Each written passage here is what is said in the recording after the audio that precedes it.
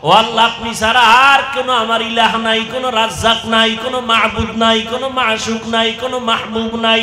আপনি আমার একমাত্র মালিক। ইজ্জত দেওয়ার মালিক আপনি ছাড়া আমার কেউ নাই। সম্মান দেওয়ার মালিক আল্লাহ, আপনি ছাড়া কেউ নাই। রিজিক দেওয়ার মালিক আপনি ছাড়া আমার কেউ নাই। ও আল্লাহ, আমার সম্মান আপনি হেফাজত করেন, ইজ্জতের হেফাজত করেন, রিজিকের ব্যবস্থা করেন। ও আল্লাহ, মুসিবত থেকে হেফাজত করেন। এই নিয়তে জিকির করবেন, জিকির করবেন মোহব্বত লাগাইয়া, কোনো তাবিজ লাগবে না। এটাই হলো মুসিবত থেকে হেফাজতের বড় তাবিজ। ইমাম সাহেবরা তাবিজ লেখেন, আপনারা আবার রাগ করেন না। যাগো তাবিজ লাগবে এরা তো দরজায় গিয়ে সিরিয়াল দিবেই। ভাইরা আমার, কি কথা জানি বলতেছিলাম, গেছে, ভুলে গেছে আধা মিনিটে। ওলামায়ে কেরাম, আল্লাহ পাক রব্বুল আলামিন বলে, তাকায় দেখ, দুনিয়ার মানুষ কোটি টাকা কামাই করিও শান্তি নেই, তোরে ৫,০০০ টাকায় কেমন শান্তি দিছি জানোনি? মাসে মাসে ৫ লাখ টাকা কামাই করে, ঘরের মধ্যে খাওয়ার মতো পেটওয়ালা সংখ্যা আছে মাত্র কম। কারণ ওরা পেটওয়ালা খানার সংখ্যা কমাইছে, ট্যাবলেট খাইয়া সন্তান বাড়ায় না। আর তুই চাকরি করো, মসজিদে খেদমত করো, বেতন ১০,০০০, মাদ্রাসায় পড়ো ১০,০০০, ৫-৭ মাস বাকি, তোর ঘরে খানেওয়ালার সংখ্যাও বেশি না। কারণ আমরা তো ট্যাবলেট খাই না। আমরা তো রসুলের ওই হাদিসটা যেদিন শুনলাম, ওই বাড়ির মাইয়া বিয়া করবি যেই বংশে সন্তান বেশি হয়। কারণ কিয়ামতের ময়দানে আমি মুহাম্মদ অন্য নবীর উম্মতের তুলনায় আমি বেশি উম্মত নিয়ে গর্বের সাথে জান্নাতে যাব। ভাইরা আমার, কিন্তু কথা কেমনে বলি, বড় কঠিন। যারা স্লোগান দেয় ট্যাবলেট খাইয়া, ছেলে হোক মেয়ে হোক দুটার বেশি না, একটা হলে ভালো হয়, না হইলে আরো ভালো। এই ট্যাবলেট ওয়ালারা বলো, ২০ বছর আগের তুলনায় বর্তমানে মানুষের সংখ্যা বাংলাদেশে কম না বেশি? তো ট্যাবলেট কই? তোমরা যে সন্তান বন্ধ করলা জন্ম নিয়ন্ত্রণ করিয়ে, কই কমাইতে তো পারলা না। কারণ কি? বান্দা চাইলে কিছুই হয় না, আমার আল্লাহ চাইলে সব হয়। আল্লাহ যা চাইবেন তাই হবে, বান্দা যা চাবে তা হবে না। তবে হ্যাঁ, বান্দা চাইলেও হবে যদি বান্দার চাওয়াটা আল্লাহর চাওয়ার সাথে মিলে যায়। ভাইরা আমার, আল্লাহ পাক চাইছেন মানুষ বাড়াবেন। এখন বেঈমানের কথা, কমাও কমাও, মানুষ কমাও কেন? দুইটা কথা, দুইটা স্লোগান কারা, মানুষ বেশি হলে থাকবে কই, খাবে কি? এই স্লোগান দুইটা। আল্লাহ কয়, দুটোটার চাবি আমার হাতে রাখছি। মানুষ কই থাকবে ব্যবস্থা আমি করব, মানুষ কি খাবে ব্যবস্থা আমি করব। মুরব্বীরা বলেন তো, ১% জায়গা বুঝেন না? মুরব্বীরা বলেন না কেন? কয় শতাংশ? ১% জায়গায় যেই পরিমাণ ধান হইতো ২০ বছর আগে, এখন কম না বেশি? বাড়াইছে সরকার। আপনার আব্বা কে বাড়াইছেন? আগে 10টা পেয়ারা খাইলো, জিব্বে টের পায় না কি খাইছি। আর এখন 1টা কেজি পেয়ারা একজনে খাওয়া যায় না। এই খানার বরকত কে দিছে? ওয়াতারযুকু মান তাশাউ বিগাইরি হিসাব।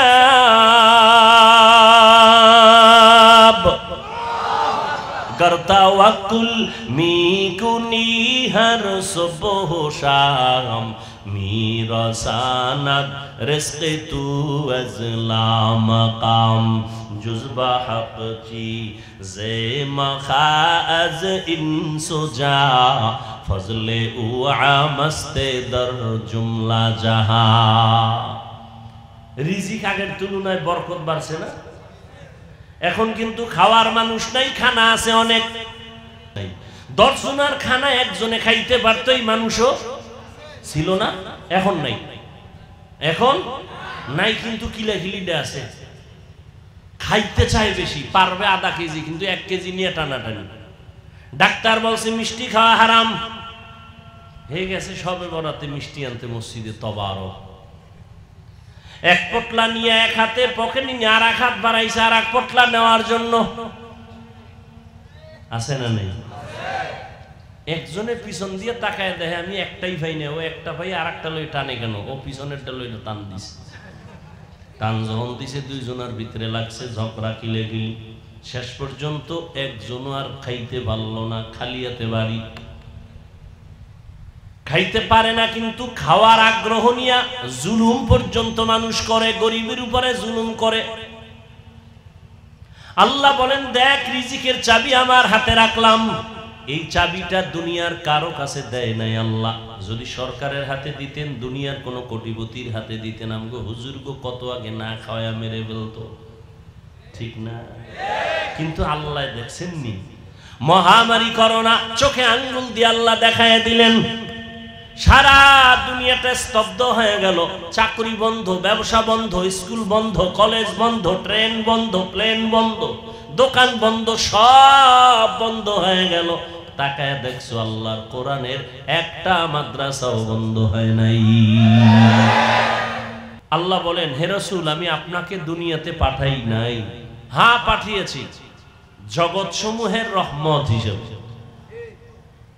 ডাইরেক্ট বললেই তো এই তো আপনাকে জগতের রহমত করে পাঠাইলাম।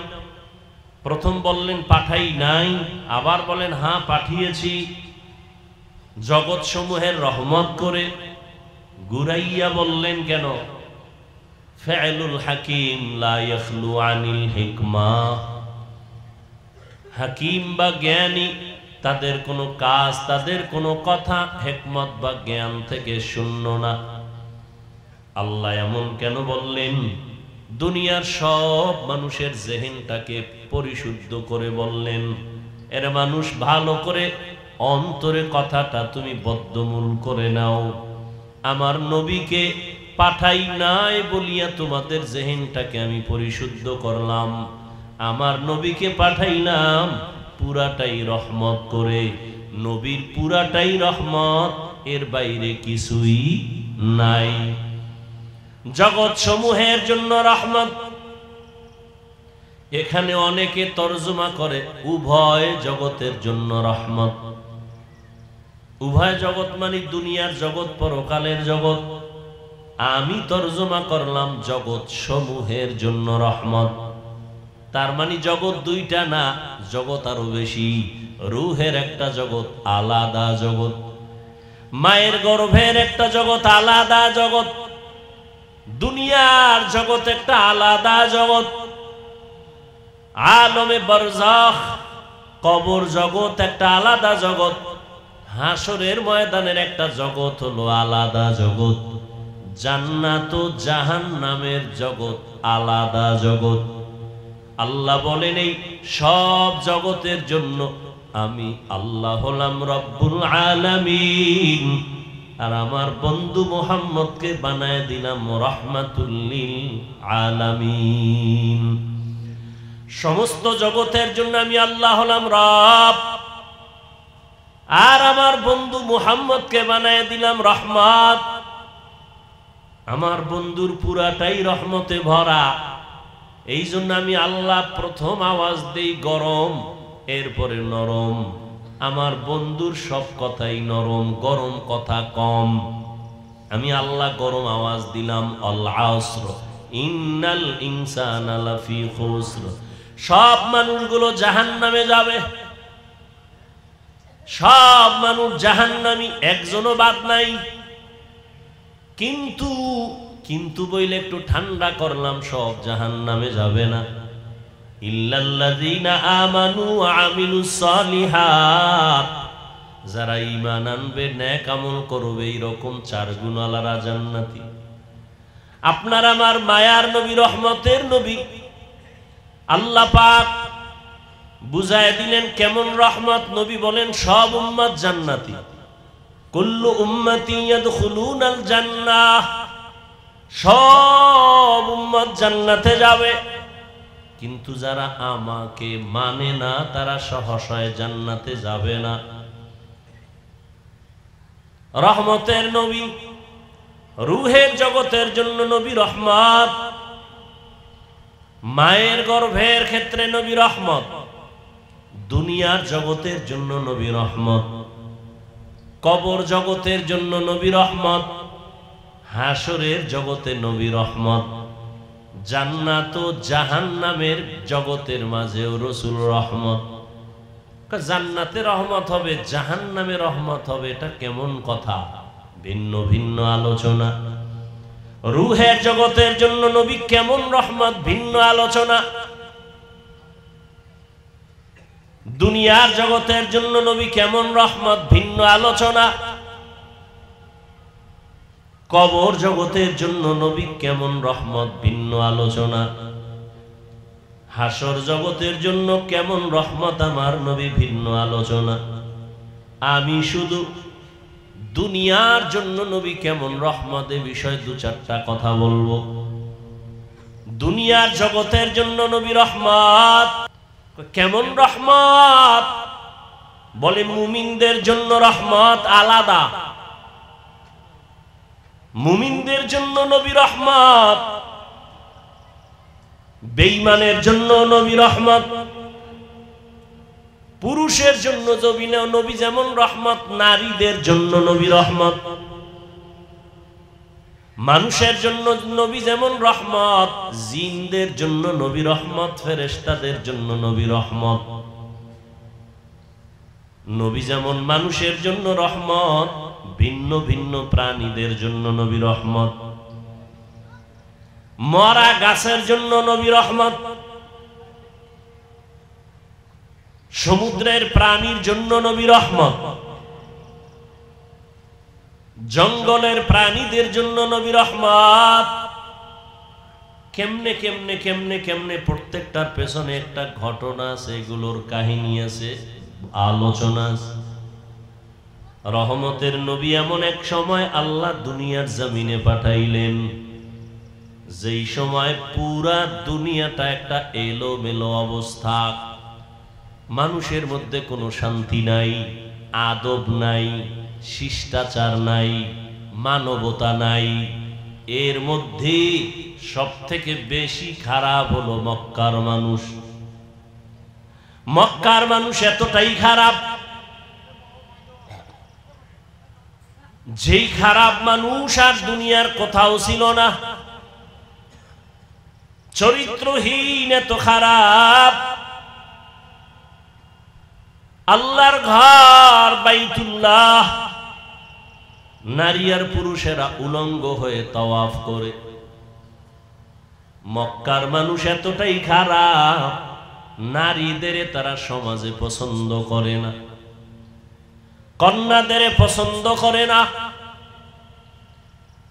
বাবা হইয়া তার আপন মেয়েকে জ্যান্ত পাথর চাপা দিয়া মেরে ফেলে, এতটাই খারাপ। টেকনাফের জমিনে মদের আড্ডা চলে, কোথাও ইয়াবার আড্ডা চলে। আমাদের মুফতি সাহেব হুজুর আলেমদের নিয়ে বসলেন, কেমনে যাত্রা গান চলবে, ফিরানো যায়, কেমনে নারীদের নিয়ে গান বাজনা উলঙ্গ নাটক চলবে, বন্ধ করা যায়।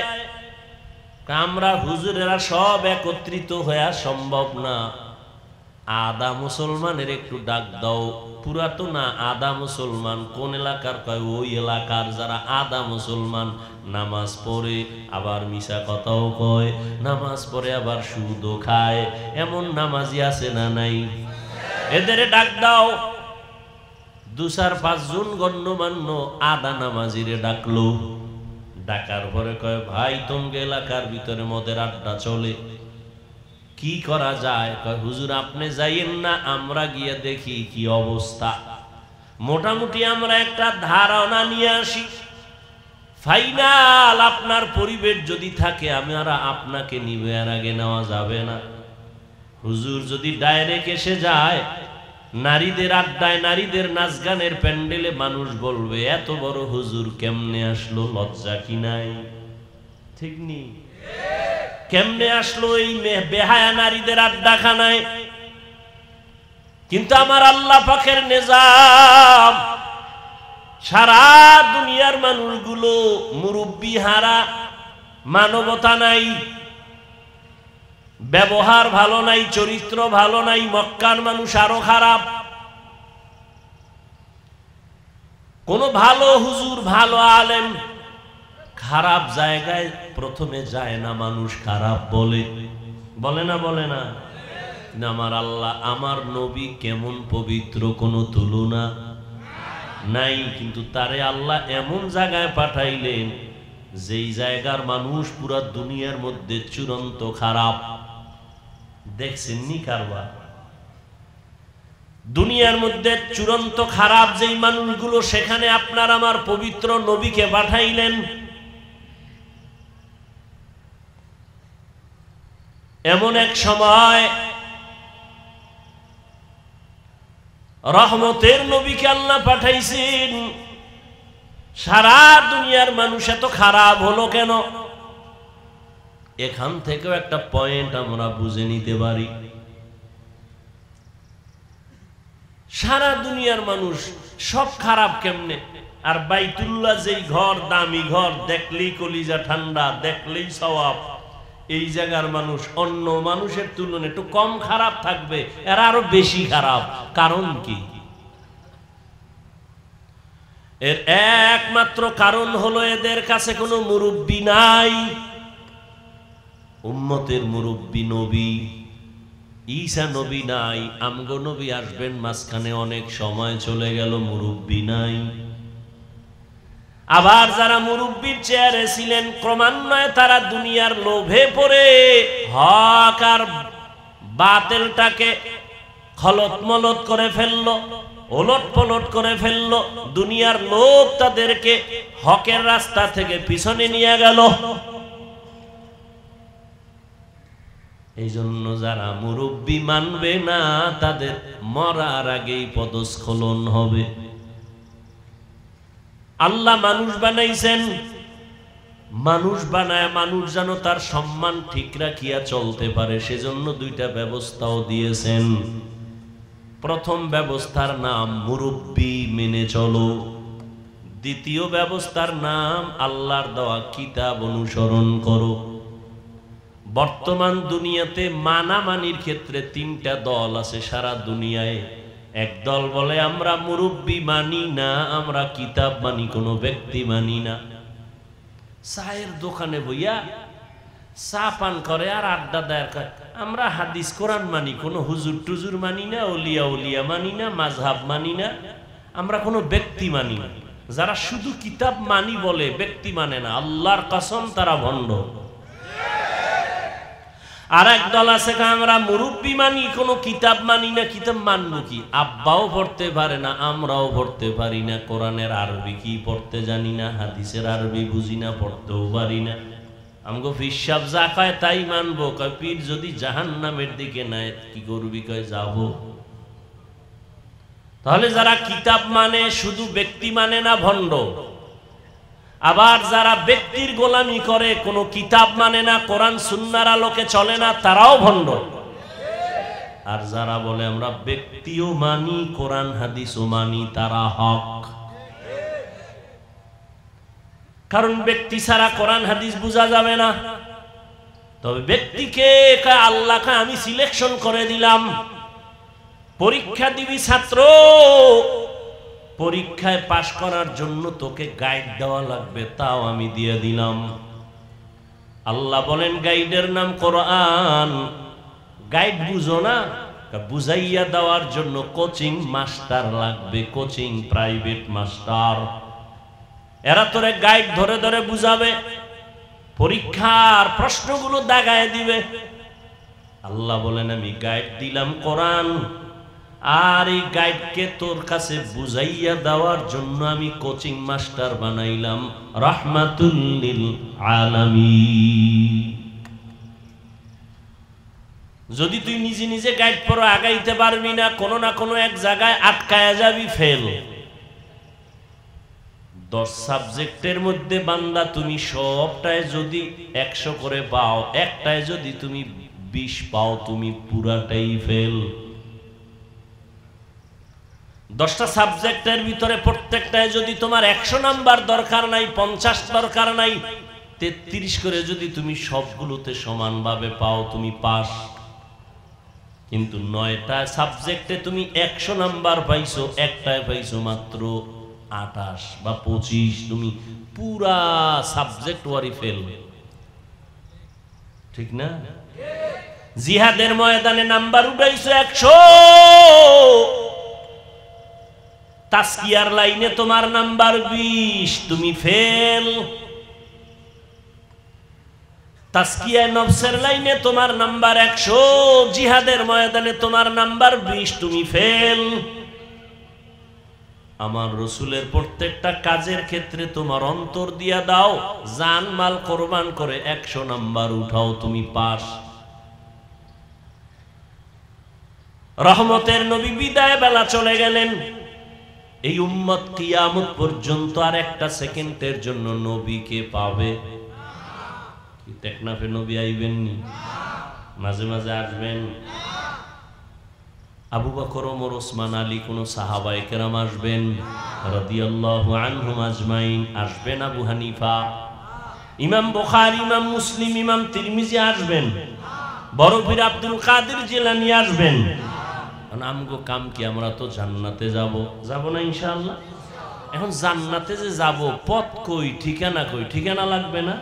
ঠিকানা আছে কোরআন হাদিসে। কোথায়? এখন আপনি কোরআনের আরবিও বুঝেন না, হাদিসেরও আরবি বুঝেন না, আপনার উপায় কি? একটাই মাত্র পথ। আল্লাহর নবী বলেন, আমি বিদায় হয়ে গেল, আমি 2টা জিনিস তোমাদের মাঝে রেখে গেলাম, ধইরা রাখলে ঈমানও যাবে না, সম্মানও যাবে না। ঈমানও যাবে না, সম্মানও যাবে না। খেয়াল করেন। এই উঠা বসা করেন কেন ভাই? লড়াচড়া করেন কেন? কারো জ্যৈষ্ঠ মাস, কারো সর্বনাশ। ভালো করে বুঝার চেষ্টা করেন, খুব সাবধান। কিয়ামত পর্যন্ত কেউ আসবেন না, নবী আসবেন না, সাহাবায়ে কেরাম আসবেন না। জান্নাতে তো যেতে চাই, ঠিকানা কোরআন হাদিসে কিন্তু পড়তেও পারি না, কপাল খারাপ। হাদিসের আরবি বুঝি না, ব্যাখ্যা তো পরের কথা। কোরআনের তরজমা বুঝি না, ব্যাখ্যা পরের কথা। ওয়ালা দল্লিন আছে না? প্রত্যেক নামাজে কিন্তু এই আয়াত পড়ি, গায়রিল মাগদুবি আলাইহিম ওয়ালাদ-দাল্লিন।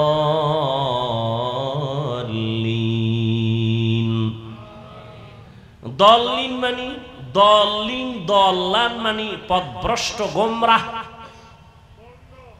কি বুঝেননি? গোমরা বুঝেন তো ভাই? কথা বলেন। গোমরা, পথভ্রষ্ট, দল্লিন। আচ্ছা, আপনি তো এই তরজমাটা শিখা ফেলছেন। দল্লিন, দল্লান মানে গোমরা।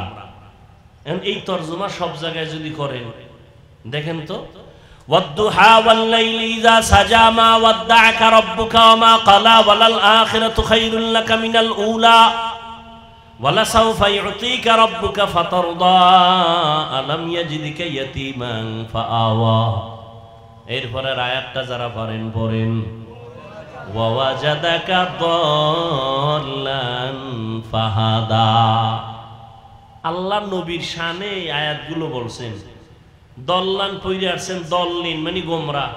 নবীরে বলবেন, আল্লাহ বলছেন, নবী আপনি গোমরা, আপনি পথভ্রষ্ট, আমি আপনাকে হেদায়েত দিছি। রসুলের শানে এই কথা বলে বেয়াদবি না? কথা বলেন না কেন?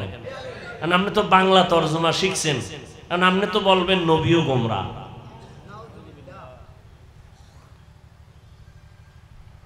ভাইরা আমার, আলমিরা, আলমিরা সিন্দুক আছে না, তালা মেরে রাখছে, যার কাছে চাবি আছে। গতকালও চট্টগ্রামে বলেছিলাম, এই সিন্দুকের চাবি যার হাতে, সেই জানে একমাত্র সিন্দুকের ভিতরে কি আছে।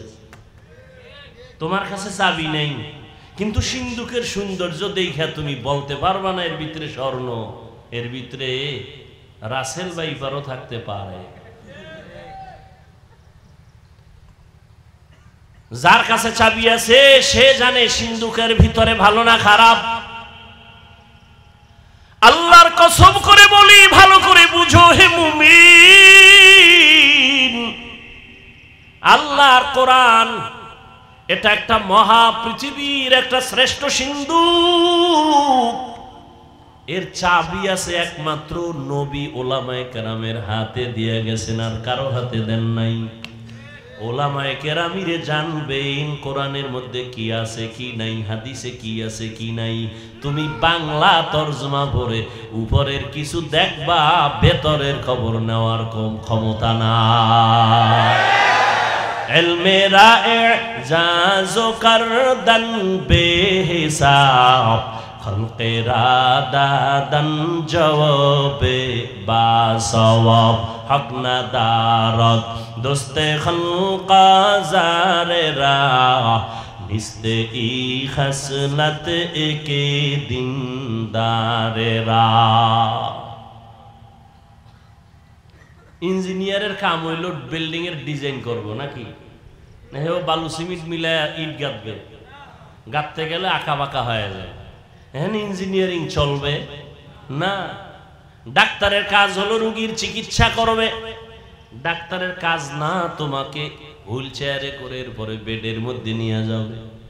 আল্লাহ প্রত্যেকের একটা দায়িত্ব দিছেন, ওলামায়ে কেরামের দায়িত্ব উম্মতের হেদায়েতের পথে ডাকবেন। ওয়াজআলনা মিনহুম আইম্মাতান ইয়াহদুনা বিআমরিনা। ওলামায়ে কেরামের কাজ হলো বড় কাজ, মূল কাজ, মানুষের হেদায়েতের পথে ডাকবেন। ইয়াহদুনা বিআমরিনা, ইয়াদউনা বিআমরিনা বলেন না, ইয়াহদুনা বিআমরিনা। ওলামায়ে কেরাম তার মূল কাজ মানুষকে আল্লাহর সাথে সম্পর্ক জড়ায় দিবেন, এটা আলেমের কাজ। এই কাজ ডাক্তার পারে না, এই কাজ ইঞ্জিনিয়ার পারে না, এই কাজ কোনো ব্যবসায়ী পারবে না, এই কাজ কোনো প্রফেসর পারবে না, এই কাজ কোনো ডাক্তার পারবে না। ডাক্তার যদি আমি আলেমের কাজটা নিতে যাই, আমি ইঞ্জিনিয়ারিং পড়ি নাই, আমি যদি একটা কাগজ কলম নিয়ে ডিজাইন করা শুরু করি, আউলা জাউলা হয়ে যাবে, সুন্দর হবে না। তোরে ডাক্তার যদি ইঞ্জিনিয়ারিং এর কাজটা না, ইঞ্জিনিয়ার যদি ডাক্তারের রোগী দেখার চেষ্টা করে, সব ওলট পালট হবে, অসুন্দর হবে, কোনোটার সীমানায় পৌঁছা যাবে না। আমি আলেমের কাজটা ডাক্তার যদি অভিজ্ঞতা না নিয়ে করা শুরু করে, উম্মতের ক্ষতি ছাড়া কোনো লাভ হবে না। কিন্তু কপাল খারাপ, ব্যবসা আমি আলেম না করলেও অন্যরা করতে পারবে না, পারবে না। চাকরি পারবে, আমার কাজটা হেদায়েতের যে কাজ আল্লাহ দিছেন, এটা কি অন্য কেউ পারবে?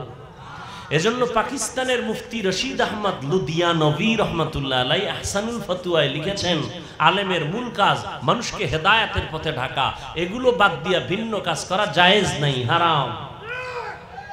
এখন আমাকে স্লোগানে একটা কি ঢুকছে, আলেমরা পিছিয়ে থাকবে কেন? একটা মন্ত্রকে ঢুকাই দিছে ভিতরে, আলেমরা পিছিয়ে থাকবে কেন? আমি কই আলেম পিছিয়ে রইল কই? জানাজার ময়দানে আলেম সবার আগে, বিবাহের মজলিসে আলেমের সম্মান নিচে না উপরে? পিছিয়ে কই? বয়ানের প্যান্ডেলে আলেমের মর্যাদা কম না বেশি? এমপি সাহেব দেখলে কয় হুজুর দোয়া কইরেন, মন্ত্রী মহোদয় কয় হুজুর মোনাজাতটা আপনিই দেন। কেন মন্ত্রী আপনি পারেন না? আব্বাও দেন, আমিও বুঝি না, আপনিই দেন। তাহলে আলেম পিছনে? তোমাকে এই মন্ত্র কে শিখিয়েছে? আলেমরা পিছিয়ে থাকবে কেন? তার মানে ইমামতি বাদ দাও। কয় টাকা পাবা? কয় কি করবো? কয় ব্যবসা করো, চাকরি করো, ইমামতি বাদ দাও। তো আলেমরা ইমামতি বাদ দিলে গরু আইয়া ইমাম হবে? মিডিয়ার যুগ তো, কথা বলতো কঠিন, কোন দিক দিয়ে কোন দিকে নিয়ে যায় আল্লাহ ভালো জানে। ছিদ্রান্বেষণকারীরা তো ওত পেতে আছে। আল্লাহ আমাকেও হেদায়েত দান করেন, আপনাদেরকেও হেদায়েত দান করেন। ভাইরা আমার, আল্লাহ কয় এই একজনে লাখ লাখ টাকা কামাই করে হারাম পথে,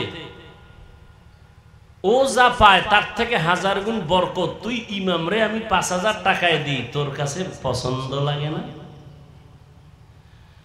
একজনে 20 লাখ টাকা কামাই করে, 50 লাখ কামাই করিয়া না খাওয়ায় শান্তি, না বউ দিয়া শান্তি, সন্তান দিয়া শান্তি, সম্মান নাই, কিচ্ছু নাই, কেউ চিনে না, কেউ জানে না।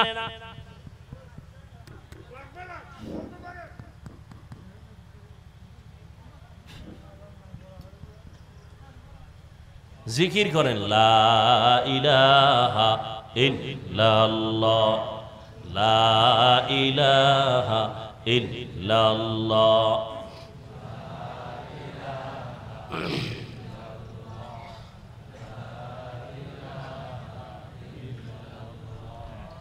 লা ইলাহা ইল্লাল্লাহ, লা ইলাহা ইল্লাল্লাহ, লা ইলাহা ইল্লাল্লাহ, লা ইলাহা ইল্লাল্লাহ, লা ইলাহা ইল্লাল্লাহ, লা ইলাহা ইল্লাল্লাহ।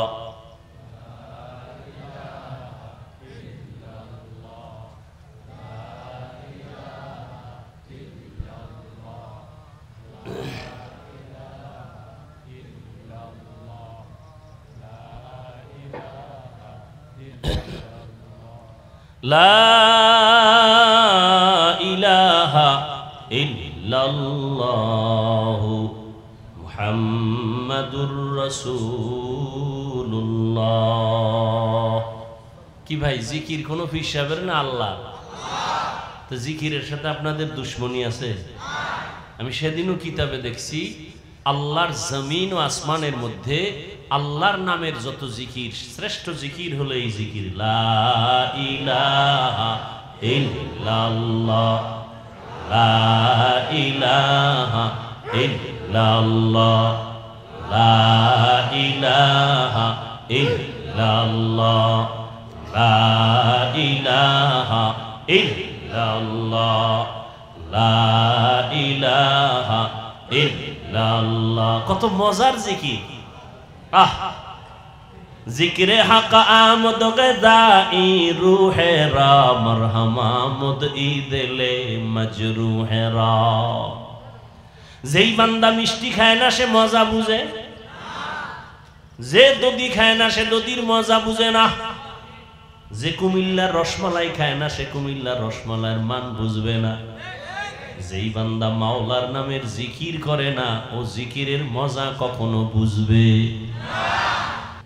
আমার আল্লাহ বলেন, আমি আলোটা কেমনে জ্বালাইছি দেখছুনি? করোনায় সব বন্ধ, কোরআনের আলো বন্ধ নাই, কোন হুজুর না খায় মরে নাই।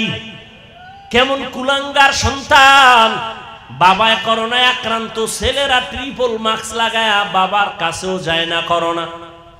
এলাকার গরিবের টাকা দিয়ে কয় লাশটা বাইরে ফেলে রাস্তায়, টাকা পায় গরিবেরা বাবার লাশটা রাস্তায় ফেলে আসলো। সন্তানরা দরজা জানালা আটকায় দিল, জানালা খুলি একবারও তাকায় নাই বাবার লাশটা কি কুত্তায় খাইলো নাকি জানাজা হলো, আর দেখেই নেই। কি হইল? ওই করোনার সময় শত শত লাশ।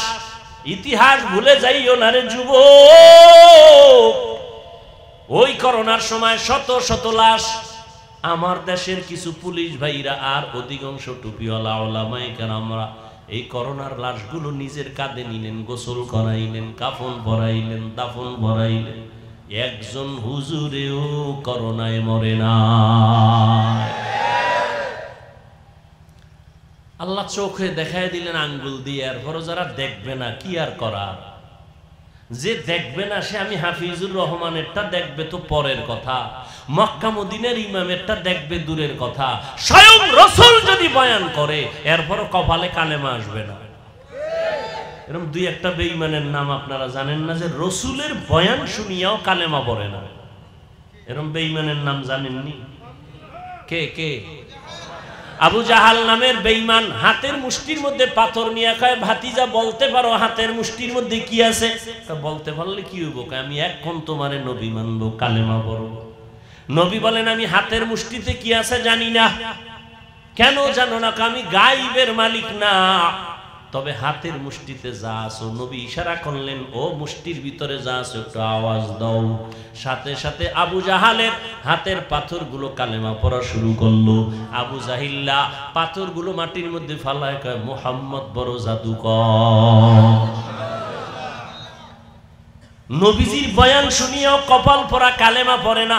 আর আমার মাওলা যদি কপাল খুলে দেন, নবীকে জবাই করতে আসিয়াও কালেমার মালা গলায় লাগা। কে কে? মান ইয়াহদিল্লাহু ফাহুয়াল মুহতাদ ওয়া মান ইউদ্লিল ফালান তাজিদা লাহু ওয়ালিয়াম মুরশিদা। রহমতের নবীর আলোচনা করতেছিলাম। রহমতের নবী উম্মতের মাঝে দুইটা জিনিস রেখে গেলেন, কোরআন আর সুন্নাহ।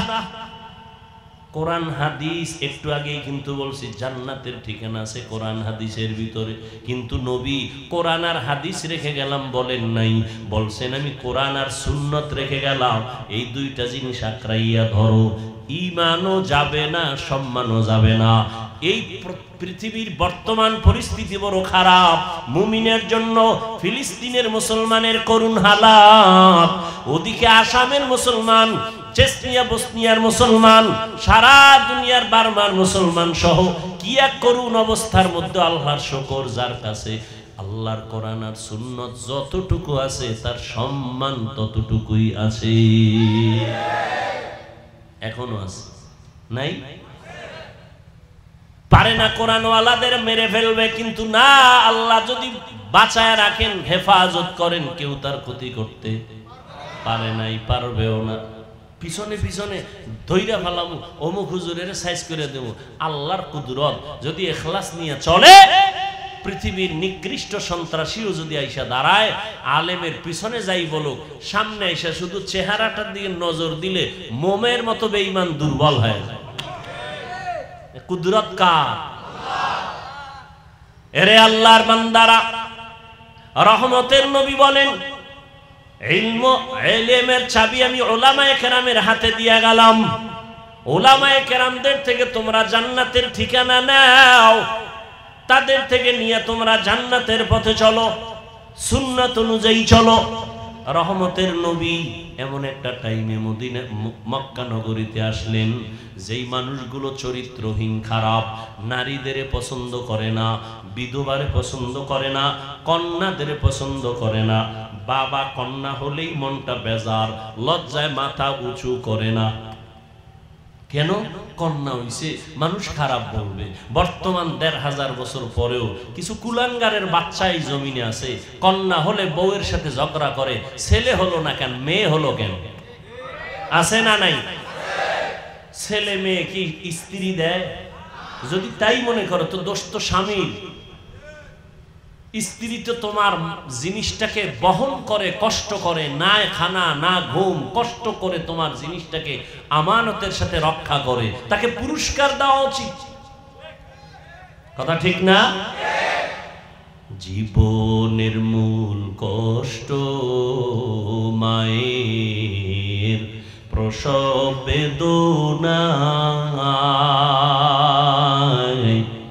সাত আসমান সাত জমিন তখন মায়েরই মাথায়। জীবনের মূল কষ্ট মায়ের প্রসব বেদনা, সাত আসমান সাত জমিন তখন মায়েরই মাথায়। আমার সুন্দর মুখ দেখে মার, আমার সুন্দর মুখ দেখে মায়ের ব্যথা যায় দেয় হাসাইয়া। ও আমার প্রাণের মা, মা গো মা, কোথায় গেলে মোরে ছাড়িয়া? জনম দুঃখী ইয়াতীম আমি, চায় না কেহ ফিরিয়া। আমি যখন ছিলাম আমার মায়েরই উদরে, চলাফেরা করলেন যে মায় কত কষ্ট করে। আমি যখন ছিলাম আমার মায়েরই উদরে, চলাফেরা করলেন যে মায় কত কষ্ট করে। এমন মাকে কেমনে আজি, এমন মাকে কেমনে আজি যাব আমি ভুলিয়া। ও আমার প্রাণের মা, মা গো মা, কোথায় গেলে মোরে ছাড়িয়া। জনম দুঃখী ইয়াতীম আমি, চাই না কেহ ফিরিয়া। এরে আল্লাহর বান্দা, মা একটা সন্তান নিয়ে কতই যে কষ্ট করেন, স্বামীকে বুঝাইলেও জীবন ভর বুঝবে না রে বাবা। ওই বোঝা তো তোমার মাথায় কোনোদিন আসে না রে বাবা। আম্মা জান ঘুমাইতে গেছেন, হঠাৎ বেদনা শুরু, ঘুম নাই, সারাটা রাত কান্নায় চলে গেল। খানার প্লেট নিয়ে বসছেন, খেতে পারে নাই, ব্যথা শুরু হয়ে গেছে। সারা দিন আম্মা জান কান্না করে কাটাইলেন। ও আল্লাহর বান্দা, আম্মা জানের কণ্ঠ বাহিরের কেউ শুনে না কখনো, কিন্তু প্রসব বেদনা যখন শুরু হয়ে গেল, আম্মা জানের চিৎকারের আওয়াজ, আশেপাশের মানুষ বাড়িওয়ালারা ঘুমাইতে পারে না। মহিলা ঘরের মধ্যে কখনো কণ্ঠের আওয়াজ শুনি নাই, কিন্তু এখন চিল্লায় কেন রাত্র 12টার ভোরে। খবর নিয়ে দেখে বাচ্চার প্রসব বেদনা শুরু হয়ে গেছে। আম্মা জানের মনটা এতই যে দুর্বল, মনে হয় যেন মরিয়াই যাবে। এত চিৎকারের আওয়াজ। আমার দাদি, আমার নানি পাশে বসে আম্মাকে বুঝাইছে, থামাইতে পারে না। আম্মা জান এক পর্যায়ে নিরুপায় নিজেরে মনে করিয়া স্বামীকে ডাকছে, আমার বাবারে ডাকছে। আব্বা জানকে গোপনে ডাইকা আমার দাদি নানিরে কয়, চলে যাও, আমার স্বামীকে একটু কাছে আনো। আমার স্বামীকে কাছে আনলেন। আম্মা জান স্বামীর হাতটা ধইরা চোখের পানি ছেড়ে কাঁদেন আর কয়, স্বামী, আমি আপনার ঘরে সংসার করতে গিয়ে কত বেয়াদবি করেছি। আপনার যেইভাবে খেদমত করা দরকার আমি করতে পারি নাই। দয়া করে আপনি আমার দাবিটা ছেড়ে দেন, আমাকে মাফ করে দেন। আব্বা জান বলে, বিবি তুমি এমন কেন করো? বলে, আমার মাথায় মনে হয় 7 আসমানের বোঝা চেপে আছে, আমার মনে হয় মরণ, আমি মরিয়া যাব, আর দুনিয়ার সূর্য বুঝি দেখতে পারবো না। প্রসব বেদনা সহ্য করতে পারি না রে স্বামী। বাবা সান্ত্বনা দিয়া কয়, ধৈর্য ধারণ করো, আমি আল্লাহর কাছে দোয়া করতেছি। দিনদার স্বামী গিয়া নামাজের মুসাল্লায় দাঁড়াইয়া একটা চিৎকার দিয়া কয়, রে মালিক, কুদরতের ক্ষমতা জাহের করে দাও। আমার স্ত্রী মরণাপন্ন অবস্থায় বাচ্চা প্রসবের বেদনা সহ্য করতে পারে না রে আল্লাহ, কুদরতের সাথে তুমি আসান করে দাও। ও আল্লাহর বান্দারা, ওই প্রসব বেদনায় মা যতটা কান্না করেছেন, যতটা কষ্ট করেছেন, তুমি আমি সারা জিন্দেগির কামাই রুজি আর চামড়া খুলিয়াও যদি মাকে জুতা বানায় দেই, কোনদিন মায়ের ঋণ আদায় করা কোনো সম্ভব হবে না। ও আল্লাহর বান্দারা, আমার মায়ার নবী এই মায়ের সম্মান বজায় রেখেছেন, কন্যাদের উপরে যেন জুলুম না হয়। ওই আরবের মুশরিক বেঈমানেরা ঘুরে আর কয় মুহাম্মদের কপাল খারাপ, কারণ ওর ছেলে নাই, ওর আছে কন্যা, মরিয়া গেলে ওর ইজ্জত আর বংশ কে রক্ষা করবে। নবীর মনে কষ্ট, আল্লাহ পাক সান্ত্বনা দিলেন, ইন্না আতাইনা কাল কাউসার, ও নবী আপনাকে কাউসার দান করছি, টেনশন নাই। নবী খুশি হইয়া জাতির সামনে চিল্লায় বলতেছেন, ও দুনিয়াওয়ালারা, আমি কেমন আল্লাহর প্রিয় বান্দা জাননি, অথচ আমার একটা ছেলেও নাই, আমি 4 কন্যার বাবা। তোমরা কন্যাদের উপরে জুলুম করবা না, এ নিমক হারাম, ও কুলাঙ্গার। ছেলে হইলে খুশি, মেয়ে হইলে কষ্ট পাও, কি লাভ? 10টা ছেলে যদি হয় আর বাবার ইজ্জত নষ্ট করে, এই ছেলের কোনো দরকারই নাই। একটা মেয়ে যদি পাও, আল্লাহর শুকর আদায় করিও, 10টা সন্তানের উপকার একটা মেয়ের দ্বারা আল্লাহ ব্যবস্থা করে দিবে। মেয়েরা বাবার জন্য যেই পাগল, হাজারো সন্তান বাবার জন্য ওই পাগল না, ওই মায়া অন্তরে রাখে না।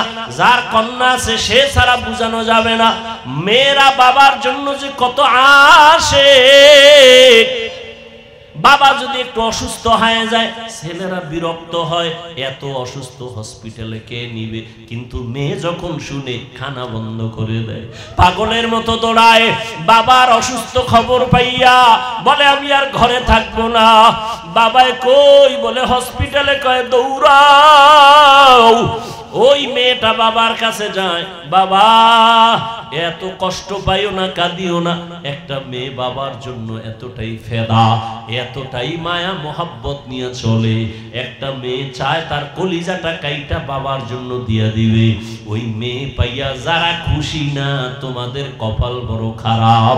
নবী বলেন, একটা কন্যা পাইছো, একটা জান্নাতের মালিক হয়ে গেছো। 2টা কন্যা পেয়েছো, 2টা জান্নাতের মালিক হয়ে গেছো।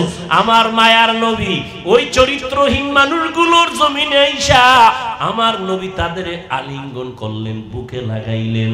তোমার আমার মতো সি কইয়া বেনামাজিরে তাড়ায়া দেন নাই। আল্লাহর নবী ওরা গালি দেয়, নবী আরো কাছে যায়। ওরা লাত্তি দেওয়ার চেষ্টা করে, নবী আরো কাছে যায়। ওরা গালি দেয়, ওরা বদনাম করে, নবী প্রশংসা করে। ওরা জবান বন্ধ রাখে, বেজার হয়, নবী বারবার হাসি দেয়, আসো। নবী এমন ভাবে তাদের মোহাব্বতের বন্ধনে আবদ্ধ করলেন। মাত্র 13 বছরের ব্যবধানে মক্কার মানুষগুলো এত দামি হয়ে গেল। নবী একটা বেতের বাড়িও দেন নাই, একটা গালিও দেন নাই। নবী চোখ গরম করে কারো দিকে তাকান নাই। নবী গালি শুনছেন কিন্তু জবাব দেন নাই।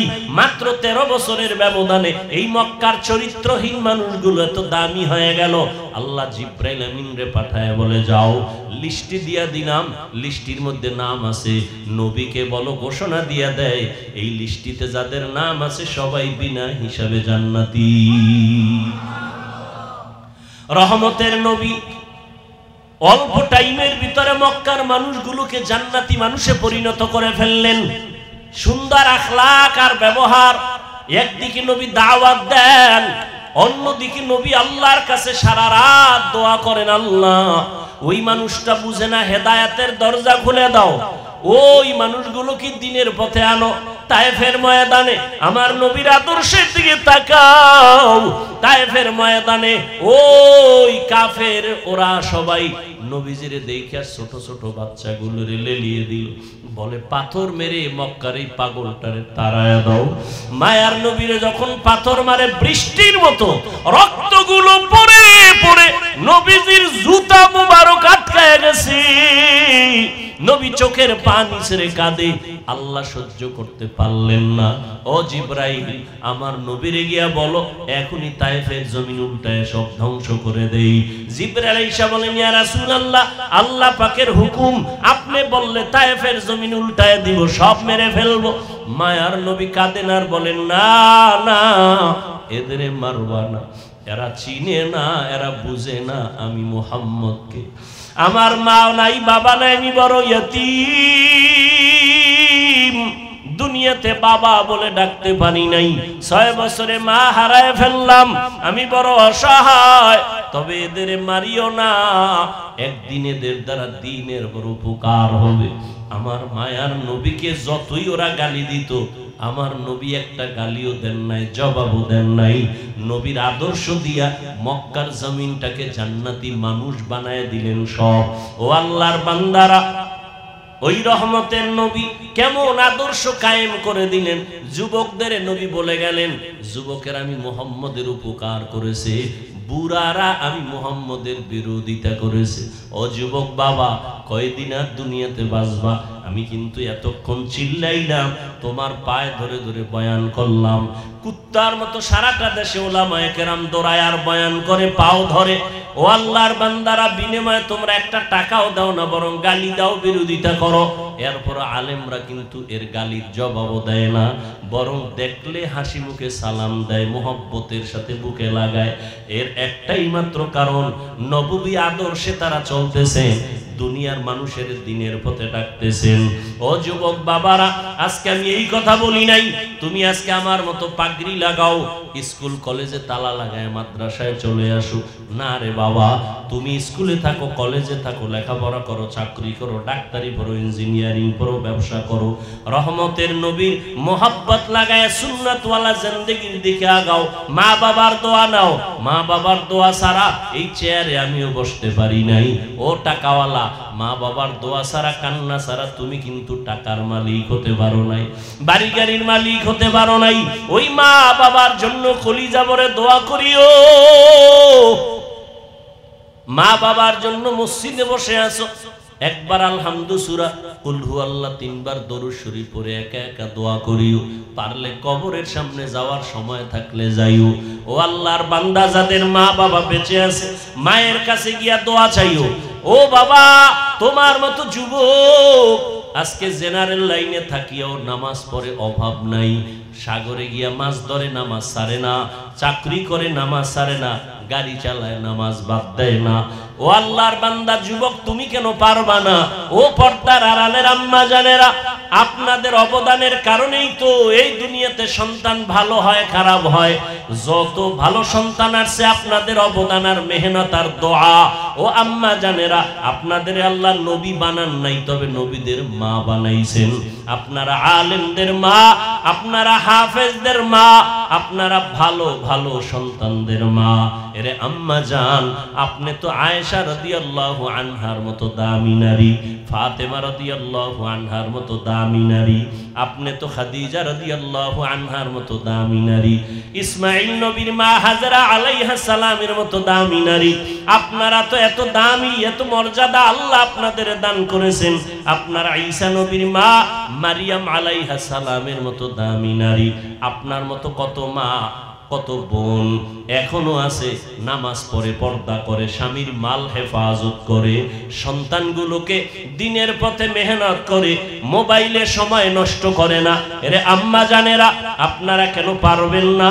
একটা সন্তানকে কোরআনওয়ালা বানায়া ডাক্তার বানাবেন, কোরআন পড়াইয়া ইঞ্জিনিয়ার বানাবেন, কোরআন পড়ায়া নামাজি একজন প্রফেসর বানায়া যাবেন।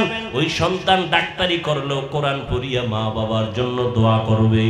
এমন একটা আদর্শ সন্তান দুনিয়াতে রেখে যাবেন। ও সন্তানেরা, মা বাবার দোয়া নাও, বেঁচে থাকলে মায়ের কাছে যাও। মাকে যদি বলো, মা এই যুবকেরা দেখলাম কত তওবা করলো, কান্না করলো, আমার তওবার নিয়তি আসে না, কান্নাও আসে না, কারণটা কি? মনে হয় আল্লাহ আমার গুনার কারণে বেজার হয়ে গেছে, দিলটা পাথর হয়ে গেল, চোখে পানি নাই। মা, তুমি মাথায় হাত দিয়ে একটু দোয়া করে দাও। তুমি যদি দোয়া করো, আল্লাহ পাক কবুল করে আমাকে হয়তো রাস্তা খুলে দিবেন। মা যদি দোয়া করে দেয়, কপাল খুলে যাবে। ও আল্লাহর বান্দারা, এখনো যদি অন্তর তৈরি থাকে তওবার জন্য, পিছনে তো কম নামাজ ছাড়ো নাই, কম বেপরদায় চলো নাই, গুনাহ তো কম করো নাই। এখন আল্লাহর কাছে মনে মনে বলো, হে দয়ার মালিক, তুমি তো রিজিকের মালিক, তুমি আমার হায়াতের মালিক, তুমি তো আমার ইজ্জত দেওয়ার মালিক। আজকে থেকে জীবনে যত গুনাহ করছি আর করব না, নামাজ ছাড়বো না, বেপরদায় চলবো না, দাড়ি কাটবো না, মুরব্বীদের কথা শুনবো, ওলামায়ে কেরামের পরামর্শ নিয়া নবীর তরিকায় চলবো, কোনোদিন মা বাবার সাথে বেয়াদবি করব না। খাঁটি অন্তরে যদি তওবা করো, আমার আল্লাহ দরজা খুলে তোমাকে কবুল করবেন, অন্তর তৈরি হবে। তবে এটাও সত্য কথা, আবু জাহালের মতো কিছু অন্তরওয়ালা দুনিয়াতে থাকবে, হাজারো বয়ানে দিল নরম হবে না, বয়ানের পরে বাইরে গিয়ে তারা বিরোধিতা করে গুনার পাল্লা ভারী করবে। আর ওমরের মেজাজওয়ালা যারা গুনার কথা স্মরণ করে চোখের পানি ছেড়ে তওবা করবে, ও আল্লাহ জাহান্নামের আগুনের গরম সহ্য করতে পারবো না রে মালিক, সূর্যের গরম সহ্য করতে পারবো না, ও আল্লাহ তুমি মাফ করে দাও, দুনিয়া থেকেই আমি তওবা করে নিলাম। যদি আল্লাহর বান্দা তওবা করার খাঁটি নিয়ত থাকে, অন্তরে কোনো মুনাফিকি না থাকে, তওবার নিয়ত থাকলে দুটো হাত আমার আল্লাহকে দেখায় দাও। আয় আল্লাহ আমাদের তওবা কবুল করে নেন, হাতগুলো কবুল করে নেন।